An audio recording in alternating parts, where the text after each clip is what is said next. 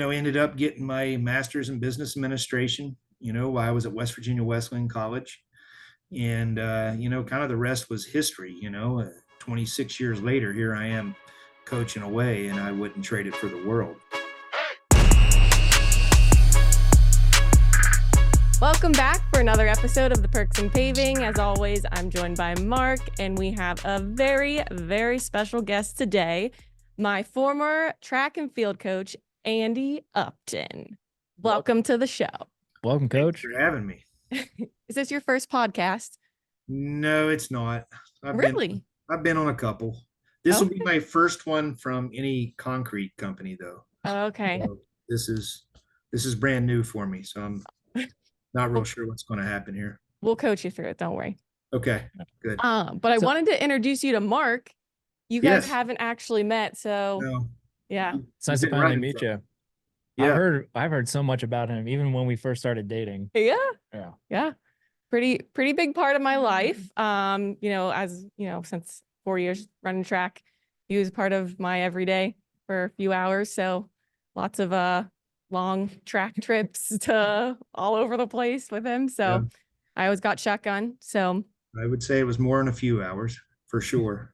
Yes, that is true. We had some long days together. Yeah. I'm saying in the car, it was a few hours.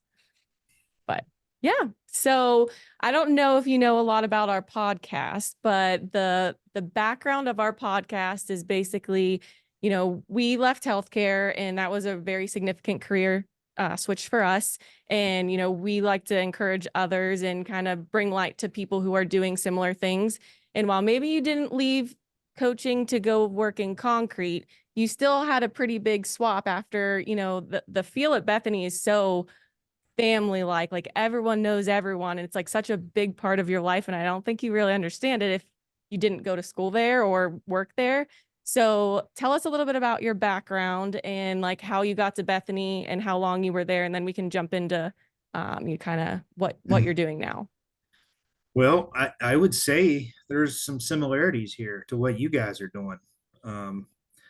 Coming out of high school, I was very good at math, felt, okay, what do I want to do with my life? And civil engineering made sense.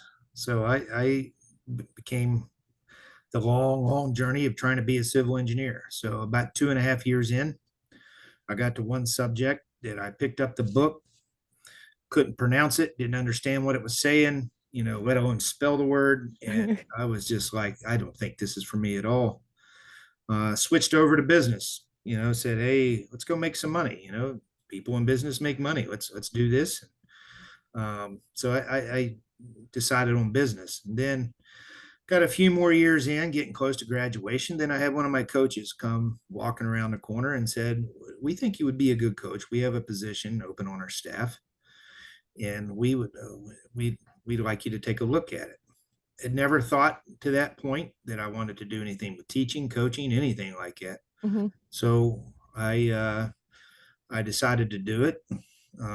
Started off in the football world, and was coaching football, and enjoyed it, loved it, didn't know where it was going to go. Mm-hmm. But then the very next year, the same coach, his name's Ron Boyd. He was a Western PA guy from Franklin Regional who did all kinds of, he had all kinds of coaching stops, but he left West Virginia Tech, where I was, and he went to West Virginia Wesleyan, and there was a spot open there, and same deal, said, we got a spot open. What do you think? It's like, sure. So I went and tried it, and, ended up getting my master's in business administration, while I was at West Virginia Wesleyan College. And, kind of the rest was history. 26 years later, here I am coaching away, and I wouldn't trade it for the world. So probably, I get a little twisted with it, I'm probably 26 total years coaching. And how many of those were at Bethany? 19 were at Bethany. I was going to say 20. So. And there's probably, when I look at it, I'm probably right at even 24 years coaching football, 25 years coaching track. So, very impressive. Yeah, with over 2 decades of experience working and coaching student athletes, what are some highlights that you can share with us? What are some career highlights that mean a lot to you or that you're most proud of? Well, I would say, it started off rough when I first started playing, coaching, everything. There wasn't a lot of success. We lost a lot of games football wise. Track and field wise. I came to a program that had a lot of success. We didn't win immediately when I was there. The at the very beginning when I first got there. Then we were able to, coach some. I was able to get a taste of a conference championship, track wise and football wise, when I was at West Virginia Westland. Was able to coach with two legends in the football and in the track world. And as I moved to Bethany, success didn't come right away with either program. And battling that, I've seen a lot of coaches who have jumped out of it. When that's happened, I've seen that with athletes as well. Things don't go well. They decide to choose a different school. They decide to just quit the sport in general. And so working from that, I've placed just about everywhere you could possibly place track and field wise. From dead last, scraping through. I think when I took over Bethany's program, we had about, I think we were like 6 guys and 3 girls when I first started. And, we were able to, build that to, it was probably about 10 years later, where we were competing for conference championships. Had the ability to, we almost won one in 2014, and then we went back to back, with the guys in 15 and 16. And then, probably from 17 through COVID, we were a top 3 program the whole time. Meanwhile, the women, with Paige as being a part of that program as well. We had a lot of individual success. We had a lot of great runners, jumpers, throwers, everything. We just didn't have enough of them to get those same accolades from the championship side. But we were a top 3 program for a little while there as well. And so to come out of those, the countless, I don't say countless, but I had the opportunity to take several individual athletes to NCAA championships, coach them for the first time there, see them improve the following year to where they would become All-Americans. So I was able to do that multiple times, with hurdlers, with, jumpers, most recently, last spring with the javelin, thrower. Was able to coach, I guess to answer your question totally there, Mark, the last 2 years I've been a part of, the first 2 female athletes ever to qualify for the NCAA championships at Bethany's history.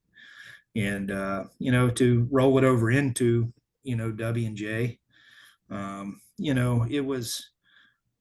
we've had an unbelievable run here that I've been very proud of because while all of those, going from the bottom to the top and having that success and seeing, the individuals have the success and, to see them go from never even thinking about conference championships to nationals to all of a sudden they're there. Mm-hmm. And they have that opportunity when they never thought they would, seeing those smiles, it's unbelievable. Mm-hmm. And to come into W&J, right away and they got to get used to me. I got to get used to them. And all we've done since I've got here is we've hit the ground running. We've competed for it in the cross country. Mm-hmm. Our guys finished, they moved up from 7th to 2nd or 6th to 2nd this past year in cross country. We almost won it in cross country. The girls went from 7th to 4th. We were just barely out of it in 3rd. And we just finished up our conference championships this past week where for the first time in my career, we had the men and women with mathematical chances to go win the conference championships. And it was a lot of fun seeing both of them, compete. Yeah. So to beat around the bush there, Mark, give you a long answer. Yeah. I've been at the bottom and I've been staring up wondering, what's that road like to get up, and I've battled that road, and I've had the joys of coaching, some great athletes, and it just happened again this past Thursday, and it was a lot of fun. Speaking of great athletes, how did she pop up on your radar in recruiting? Like, how did your roads cross, or how did you find her, or kind of walk the audience through Well, how she became a track star for Bethany? I would say, the name was definitely knew of the name. I know she was getting recruited heavily from Slippery Rock, if I remember correctly. That is correct. She came and visited campus, and I never will forget, because as coaches, you kind of put that little basket of, you always want to love everybody, okay? You're always giving equal attention to everybody, but there's always that little special group, man, that they just did something different than everybody else. And we had one in the name of Jody Bodo, who was there, and she had set every record possible, at the college. And I never will forget, on Paige's visit, Jody was graduating, and then here came Paige, and we introduced them at the lunch of that recruiting visit. Yep. They got to meet each other, and the proverbial baton was passed, from Jody to Paige, and she decided, Bethany was for her, and I think she was motivated to show Yeah. Slippery Rock, Yeah. Mhm. who Because she was. at that point, I think I had already like signed my papers. I was going to Slippery Rock. I think you were like Right. a last minute, well, let's just go check it out. I think I saw Correct. you and I went to another PAC school. I can't remember which, maybe I don't think it was W&J. But yeah, regardless, yeah, it was something that, you walk, I know you haven't been to Bethany's campus, but you walk onto it and something's just different there. And it's like a special place. It's beautiful. And then obviously he had a wonderful program set up. I could see it was like that family-like atmosphere that I had in high school. I mean, I graduated with 150 kids from high school, and I'm pretty sure I graduated with 150 from college too. And but yeah, it was a great time. But so I want to hear more about what, going back to you were at Bethany for almost 20 years. Yep. And you decided to leave. So what kind of transpired as you made that shift, and like what were you dealing with internally? Because I'm sure that wasn't an easy decision for you to make. It wasn't, when you get anywhere for that long, it becomes very hard. I mean, change is not easy for anybody, in anything that you do. You get comfortable with something, and you say, this is, you wake up on Monday, you're doing the same thing you maybe did last Monday, Tuesday, so on and so forth. And you just get in these routines, for sure. And, when you're talking 19 years, that's all my kids knew. They were born and raised in that area. I never will forget when I came here to tell them,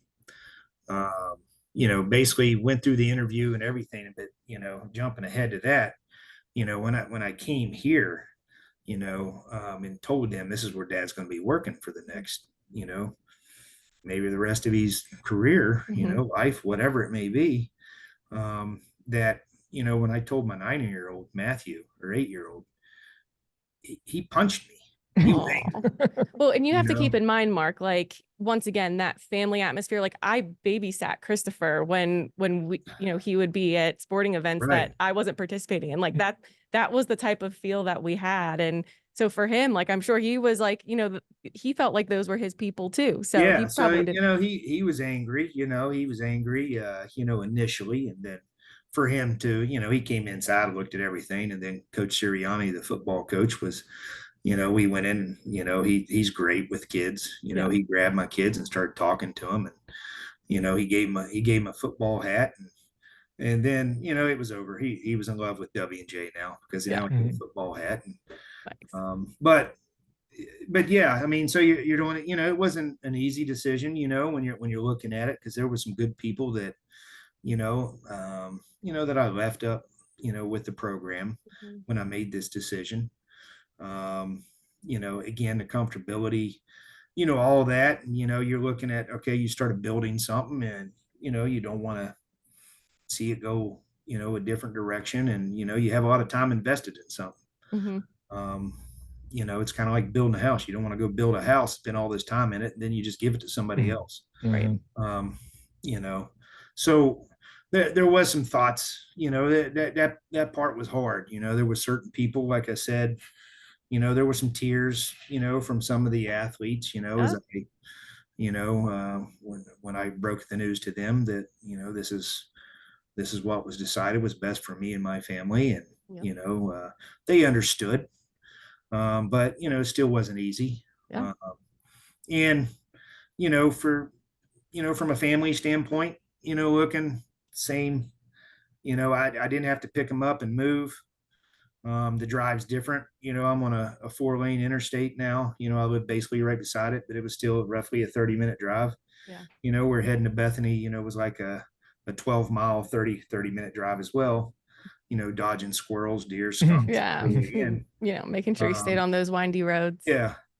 But, it's so leaving wasn't the easiest thing, but, coming in here, it's been awesome. The people here, you mentioned family atmosphere. It's stuff that you don't really see when you're, when you're outside, places that, everybody I talked to on the interview, the kids, the teams, the athletes have been unbelievable here. The support structure they have here, the facilities, everything. It was, loved every minute of it. It's been an awesome transition, and it's been very easy to come to work every day. Yeah. So we made a public declaration for one of our New Year's resolutions was to run a marathon.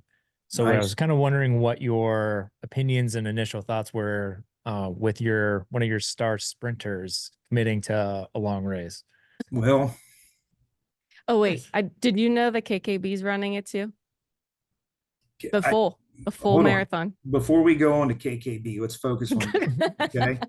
So as we focus on you with this, Uh-huh. let's say, so you said you made that commitment. Have you Mhm. ran a marathon yet, or a half marathon? Have you done anything like it? I have. I've run 2 half marathons that were organized, the Pittsburgh halves in 2016 and 17. Yeah. And the last 3 weekends, we ran like 10, 11, and 12 miles. So, I mean, have I ran a More than that, full? but yeah. No, but I've been running a lot. That's impressive. So if we rewound here to when I had her under my wings, if you would have said she was going to run anything more than a 400, I mean, I would have completely thought you were crazy. There's no way that's ever going to happen. Yeah. Well, that's what I tell them all the time. I go, it's such a mental thing for me because I never was able or not able to see the finish line in any race that I ever ran in my Sure. entire career. So I'm like, for me, it's such a mental game for You were always able to see it, is what you meant? Like, I was, you could always yeah, see I that. was always Yeah. able Gotcha. to see it. Right. And now I'm not able to see it. And it's like such a mental game for me. Because I don't know. I just have to kind of put myself in another place. And So for people in the track world that could be listening, and if this means to anybody on the media team or anybody there, so Yeah. she used to. So she was one of the fastest sprinters in the conference, in the region. She was, school record at the time, 12:46. That's flying. That's moving. Okay. That would win the conference championships and the PAC. I don't know. Say today, you think? 20, What have I won on Thursday? the last Thursday At PAC yes, Championships I of think 2024. you would have been close to it. Yes. I think you would have won the 60.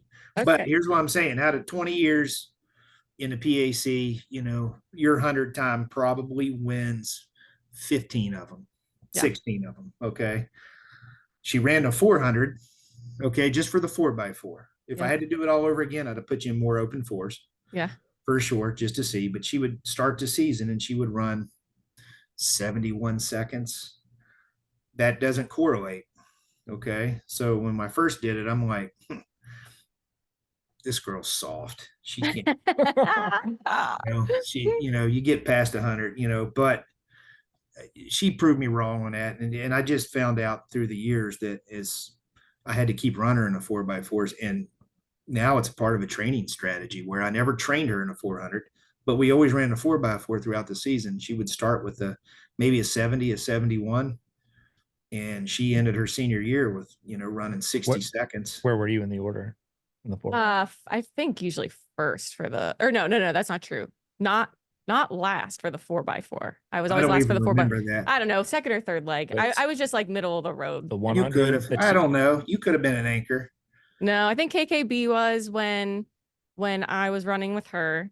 Sure. I don't know who would have been my senior. Who is the more? I don't know. But she goes Lauren Rayo, from basically maybe? 70, 71 seconds at the beginning of the year to running 60 seconds at the end of the year. I mean, that's Wow. unheard of to have a 10-second jump in that event. And she's basically clipping off, a second and a half improvement every single week. Mm-hmm. And to the point where if I put her in an open 400, she probably would have, she definitely would have scored in the middle of the pack without a doubt in that event as well. We thought about it those last couple meets. We're like, let's just like test it. Yeah. I mean, what do I have to lose? But yeah, at that point, I don't know. Thank God we didn't. I might have pulled my hamstring sooner. And you mentioned KKB. I mean, yes, let's talk about KKB. That girl's running marathons pregnant. Okay. Yeah. So she is another animal. I mean, she's shifted complete gears since she was. She did cross country when we were in college, though. So I mean, she as much as like let's not don't do that to make yourself feel better. I'm telling you that right now. She tortured herself through cross country. Yeah. She didn't like one bit of that. I'm not saying she liked it. She 400 ran, meters. If it was 401, she hated life. And now she's a runner, an avid runner. She does very well. Yeah. And I'm glad to hear you're doing it now. Yeah, I'm trying. So I got to say this, since Mark, I don't get to talk to you often. Mm-hmm. How often did you run before you met Paige? He would say, let's go on a walk. I was a big walker. I'm not going on a walk with you. Yeah. No, I was a big walker, especially when we got the dog. Living in Florida, we'd go out 4 or 5 times a day for a couple miles, but running was never my thing without purpose. I love playing basketball, running up and down a court. Like that was a totally different story, but to just go and do it, I hated it. Now I've kind of actually grown to really like it. Like my Sunday run is where I try and go for at least increase it like a mile per week. So the last few weeks I've done, this past week I did 15. Before that, we had a group run at 12, but 2 half marathons before that. And I look forward to that long run. It's just a mental, personal, like, what do you have in the tank today? Like, how far can you go today? And I'm struggling now with the short runs, like to go run 2 or 3 miles. Like I'm just not mentally in it whatsoever compared to like what that day brings on Sunday. And it's been a fun challenge so far. I can't get mentally up for 2 to 3 miles myself either. Yeah. But you're down for longer than that though? No, not at all. Okay. But to even like be at this point and say to like scoff off 2 or 3 miles when like 5-6 months ago, I'd have been like, oh my God, you ran 3 miles? Like, wow. I was really proud of myself. So the couple of times I was running by myself for my long runs, I was running like 11:45 pace. Like I was not going fast by any means. And then we started going to the group runs. They have like an organized run club through the city for the people running the marathon. And I was like, well, maybe I'll shoot for like the 11-minute mile. Like that's 45 seconds off my average, per mile pace on my own. And then my friend was doing, I thought 10:30, and then she decided to go with the 10-minute group. And I stuck with her the whole time. I mean, I don't know if we were exactly 10-minute flat, but like we were between 10 and 10:30 for all 10 miles, and I stuck with her. So I was pretty proud of myself. Nice. Yeah. So how many miles are you doing a week? I can't say I've been doing a ton other than the long runs, but I've been going to the gym every day. So, cross training, strength training. Was a very avid lifter when I had her. She was very good at lifting. Yeah. I remember very, very, very strong lower body.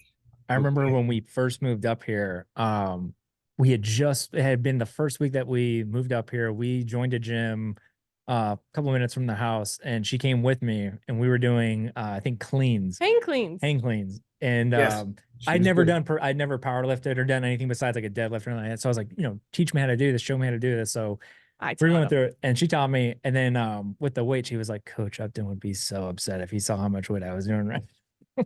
What do you remember how much I did before we like before I graduated. I think I was getting close to like 100. In the clean?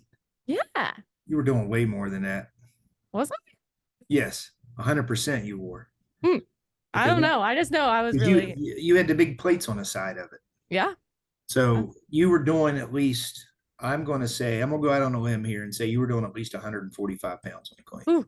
So basically you were severely underachieving right now if you thought it was 100. I don't remember. It's all a blur. I just remember there were big plates on the side. You did it because I think of you. I mean, you probably Jody, she probably started everything with the lifting, Yeah. I mean, and she did very well. And then you followed suit right behind it. And I never will forget the two of you. I think I changed both of you to the point where you were, your parents were like yelling at me because they had to get new blue jeans for you at Christmas. I came in, my arms were like little twigs. And yeah. Well, hold on. We're going to go there next. But anyways, so the lifting, like literally I was just in the weight room yesterday with, some of my athletes, and I have someone who literally reminds me of you. Really? I have to stand over top of her when she lifts, and she's a very good cleaner. Okay. Yeah. She scored like 22 points for us in the championships last week. Very, very good. She's a local girl from Fort Cherry High School here. Okay. She did phenomenal in the meet, and she's just an overall athlete, scores in a bunch, but she kills it in the weight room. Yeah. If I turn my back, okay, I have a bunch of girls that are very good lifters, but much just like you, KKB, Kiki, all them, you were all good lifters when I was there. But if I turn, you all start lifting, you start talking about the day, and then all of a sudden we're about 40 pounds less. Yep. And nothing. I literally thought of you recently where I looked at her, and Jaden has she's cleaning, and she's got like 10s on the side of her bar. Yeah. And just like little tiny things. And then we go and we add like 50, 60, 70 pounds to it. And then she kills it just like you did. Yeah. So Mark, will fast forward. She was impressive, lower body.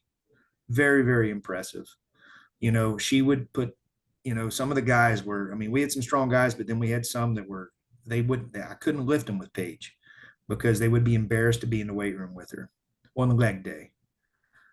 On upper body day, arm day, a whole other story. Upper body day, she'd take the bar and it would bury her. It looked like an old episode of Beavis and Butthead or something. Feet her in the air. As strong as her lower body was, her upper body was as weak as which is kind of crazy because now it's like inward. I feel like your arms are like super strong. I don't know. I've just been doing some push-ups, I guess. But yeah. So what would you say your favorite Bethany College memory was? That included me. Okay. Yeah. Okay. That makes it better. Yeah. There's so many. We spent so many hours together, so many days, years. Yeah.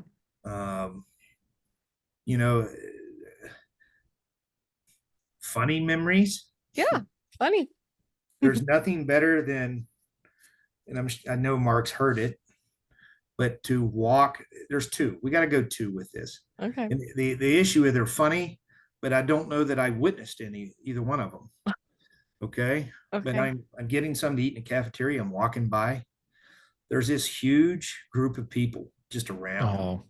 Just a huge group. And I just keep walking. I'm like, what's going on here? And I just keep walking. So Paige, probably 21 years old at the time, pack champion, school record holder. She can do everything in the world on the track, but she can't eat a simple hot dog. So she's eating a hot dog and she's over there choking and she's dying in the cafeteria. And I'm just like trying to get out of the way of these people. I'm like, why are they all over here? Meanwhile, my star sprinter is over there dying on a hot dog. No one was. Someone's giving her. Help me. Someone gave her the Heimlich. Jackie Marcus, who's like a quarter of my size, she's like a little skinny thing, and yeah, she was trying to give me the Heimlich. No, it wasn't Jackie that got the hot dog out. No, it was like a random guy. It was a random guy. Yeah, random guy gave her the Heimlich and then just walked out the door. And then he was in my bio class. So, And you were like kind and of, I was mad that so there's I that don't one. even, I don't even know if I told you the rest of that story. Did I tell you that he was in my bio class and we were like in lab and we were trying to, you know, the teacher said, you know, when you get to step 7, come and find me because we're gonna like change the rest of the steps for the lab. And you know, this guy was just like, oh, let's just keep going. I'm like, no, that, you know, obviously we have to follow different steps. Like, I don't want to have to do this again. I'm getting very angry. And I think it was Nick Gore was in class with us. And we walk out that day and I'm like, I'm very agitated. And he goes, you know who that guy is, right? I'm like, no, I have no idea who that guy is. He goes, he saved your wife. And I'm like, what do you mean? He goes, he was like, gave you the Heimlich in the cafeteria. I'm like, oh my gosh, now I feel so mad. I mean, I probably wasn't actually mean to him, but I was maybe a little snippy. I don't know. But yeah, that was the rest of that story. Then the other quick one was she's late to practice. I can't remember if I called her or she called me. And she's never late. Okay. She's on time to everything. Okay. That's why she was team captain for years and did everything perfect. Okay. But she's not, I'm like, what's going on? You know, so I'm calling her just that. She's like, she's talking to me on the phone. She's having trouble talking. Okay. There's coach, I can't, you know, you won't believe what happened. She's crying. She has a dream. I never in a room, so I can only imagine. But I think she was sleeping on a top bunk or something. Yeah. But So the she lofts, has a nightmare. She has a nightmare about bugs. snakes. Okay. Yeah. So she's Indiana Jones. She has a dream, a nightmare. She wakes up, she comes flying up, she hits her face on her bed, breaks her teeth. So she's got half a tooth in her mouth. Broken. Okay. She's calling her mom. Love her mom to death. Okay. That's her baby. He's like, you're going to come to practice, right? I said, I'm like, I am not coming to practice. I'm not coming to practice. If someone sees me right now, I will, it's over. Yeah. So she hid in her room until her mom came and got her to take her to the dentist for an emergency dental procedure. And we transported the tooth. We transported the tooth in almond milk, and because that was the only type of milk that we had that night, and we thought that it would like help keep the calcium in the tooth. Did you say they like threw it out as soon as you got in there? The dentist that day, and they're like, what's this? I'm like, oh, that's my tooth in almond milk, and he's like, okay, and dropped it in the trash can. And I'm like, I just transported that thing an hour and a half from Bethany, West Virginia.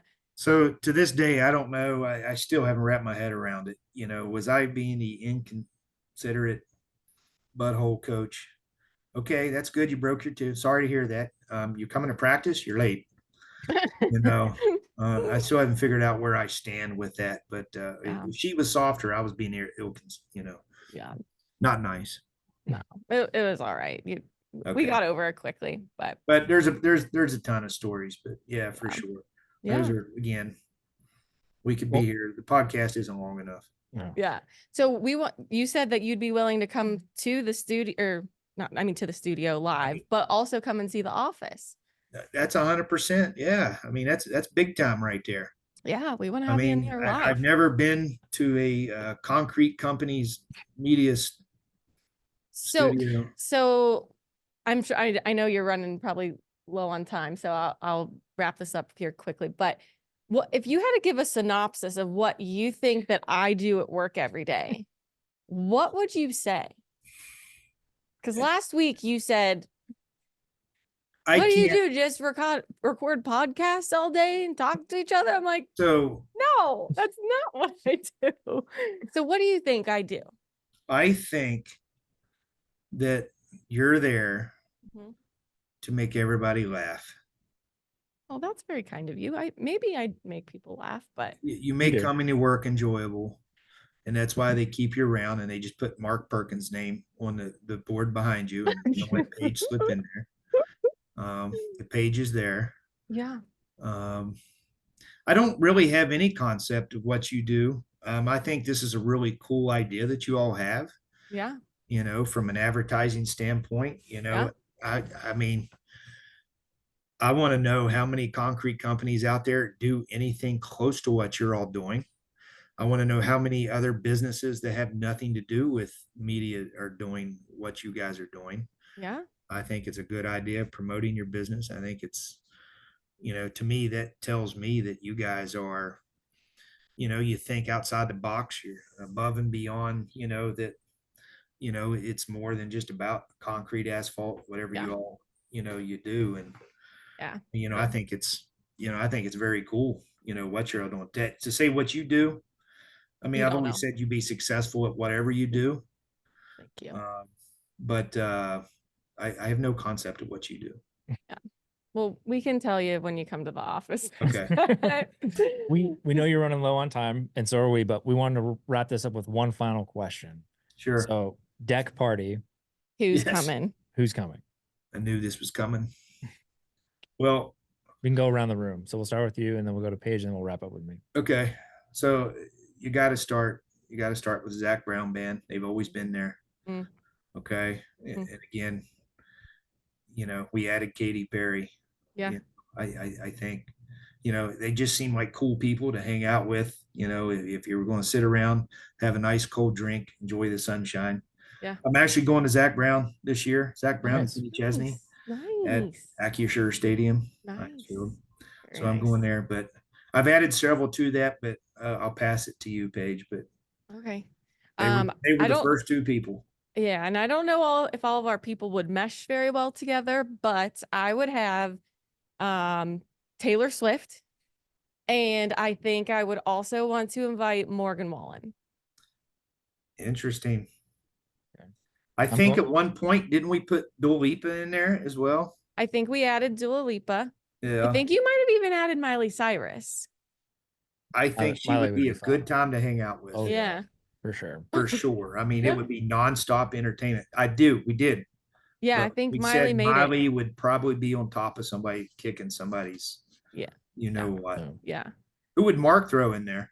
I'm going Bert Kreischer, the comedian, and I'm going Red Hot Chili Peppers. Oh, that's what I want. That's what I want at my deck party. Okay. I love Bert it. Kreischer is going to make everyone laugh and be outrageous and funny. And never went with that approach. Yes. Yeah, we were just sticking with the artists. Yeah. He's an artist, just not a musical artist. Yeah. No, yeah. He's we need somebody there now. to keep it light between Katy Perry and Miley Cyrus. Yeah. 100%. For sure. For sure. All right. Well, thank you so much for everything today and throughout my career as an athlete. You've been a big part of it, and very thankful for all that you've taught me and guided me throughout the years. So we're excited to have you on the show again here soon. Excited to have you live in studio next time. Live in studio. For sure. I need to shake the great Mark Perkins' hand. Yeah. Yeah. Since we met like this. How long have we been married now? 1/21/21. 3 years. 3 years and a month and a month. 3 years and a month ish. Nice. Awesome. You didn't come to the wedding in Cancun. You were invited, but was I invited? Yeah. Did you do it during track season? It was so we went back in 22. It was January of 22. Yeah. So, I mean, I guess indoor. You're not doing football. I remember. You're not doing football anymore though, right? Just track? No, track, cross country, and that's all I do. No teaching. No teaching. I coach. I try to get young athletes better in what they do, and that's my whole job, to do that and recruit future athletes that I can do the same thing to. So very happy with what I'm doing here and what I'm focusing on. Very nice. Very proud of you. Like I said, I'm sure that switch wasn't an easy one, but it wasn't easy for the closet. Okay. Had to get rid of like 50, 60, 70 green items. But, red's a great color, and I feel it looks great on me and brings out my best features, Paige. Yeah. Right? Yeah. There you go. Well, W&J is very lucky to have you. So in red. Appreciate the kind words, and thanks for having me today. Yeah, no problem. We'll have you again soon. Thanks a lot, Coach. Appreciate it. Bye. Thank you. Well, thanks for tuning in for another episode of the Perks and Paving. I do think that we're switching our schedule up a little bit. I believe it's going to be Mondays at 9 now, Okay. maybe. We'll update you as we know more, but that's it for this week, and we'll catch you next week. Thanks, guys. Bye.